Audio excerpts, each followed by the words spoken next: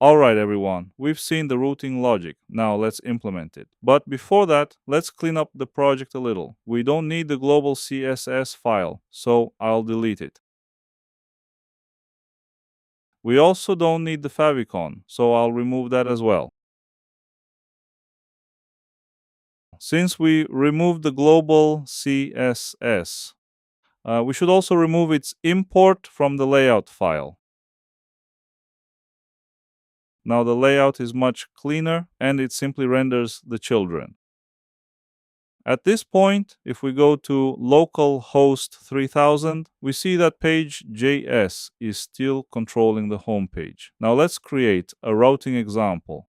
I want to create a blog page that will work at /blog. So inside the app folder, I create a new folder called blog. Then inside that folder, I create a file named page.js.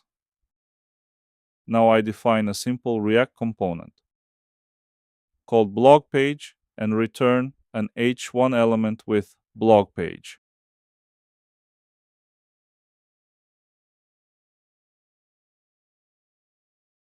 As soon as we do this, this route becomes active. If I go to localhost 3000/blog, you can see the blog page is displayed. So the logic is very simple. When you create a folder inside app and add a page.js file, that automatically becomes a root. You can wrap it with a layout if you want, but it's not required. And whatever you return inside that component is rendered on the screen. In this case, we used an h1 tag, so it appears larger and bold. That's it. Routing in Next.js is this simple.